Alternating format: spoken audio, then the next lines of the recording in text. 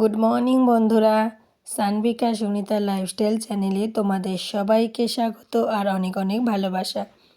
আশা করি তোমরা সবাই খুব ভালো আছো আর তোমাদের ভালোবাসা ও আশীর্বাদে আমিও আমার পরিবারের সবাই খুব ভালো আছি। আজকেও তোমাদের কাছে নিয়ে এসেছি নতুন একটা ব্লগ।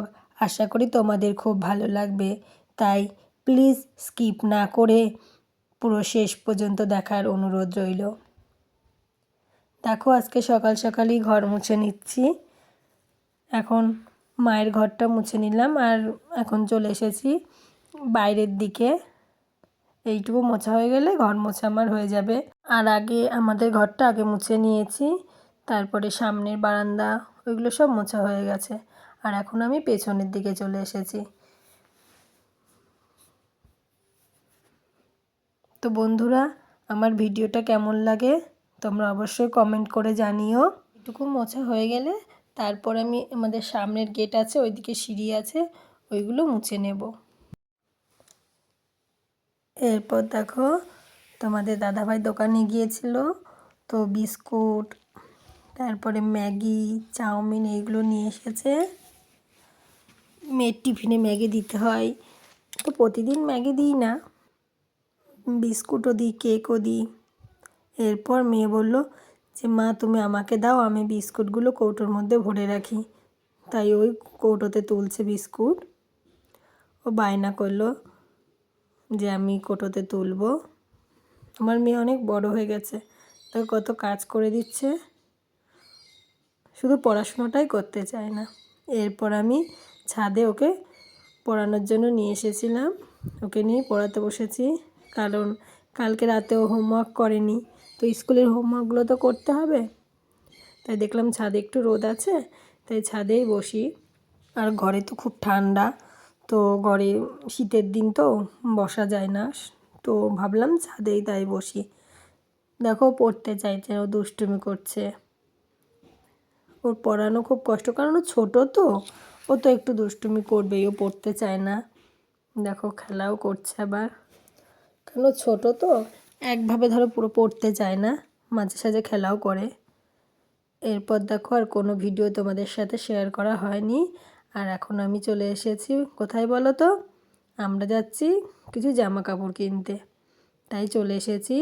এখন এখানে দাঁড়িয়ে আছি। এই চূর্ণী নদীটা পার হয়ে ওই পারে আমাদের যেতে হবে। আর দাঁড়িয়ে আছি নৌকার জন্য, নৌকো রয়েছে ওই পারে, তো ওই দিক থেকে এদিকে নৌকোটা আসবে, তারপরে আমরা ওই পারে যাব। দেখো, নৌকোটা আসছে, আর দেখো জলটা কত সুন্দর লাগছে। দেখো, চলে এসেছি এখন আমরা জামা কাপড় কিনতে। দেখো দেখো কত শাড়ি, তো এখান থেকে একটা শাড়ি নেব, তাই শাড়িগুলোই দেখছিলাম। দেখেছো কি সুন্দর সুন্দর শাড়ি, কত চাদর আছে। শীতের দিন, এখন চাদর খুব উঠেছে। কি বলো তো, পুরোটা তো দেখানো সম্ভব হয় না।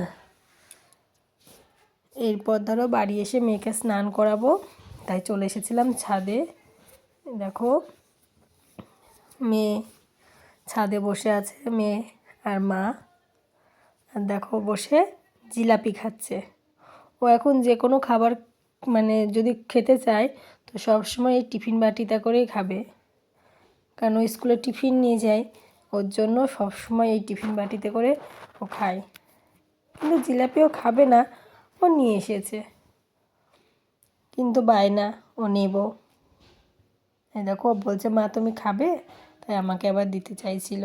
এখন এই টিফিন বাটি আর ওই নতুন জলের বোতল, ও সব সময় এটা করেই খায়। ও এখন গ্লাসে জল খেতে চায় না, ওই বোতলেই খায়। একটা বোতল তো স্কুলে গিয়ে ভাঙাও হয়ে গেছে। এই দেখো বন্ধুরা, তখন বললাম যে আমি বাজারে যাচ্ছি কিছু শপিং করার। এ দেখো, এই চাদরটা কিনে এনেছি। দেখো তো ভালো লাগছে নাকি চাদরটা।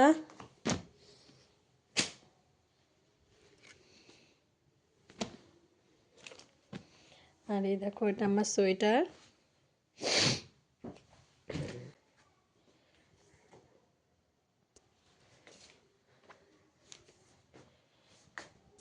সোয়েটারটা কেমন হয়েছে তোমরা বলো, কমেন্ট করে জানিও।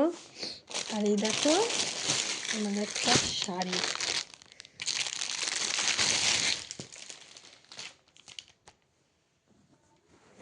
এই দেখো শাড়িটা ভালো লাগছে, কালারটা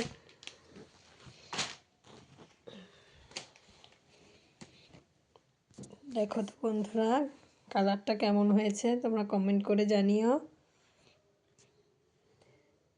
সামনে বিয়ে আছে, তাই আমরা শাড়ি কিনতে গিয়েছিলাম।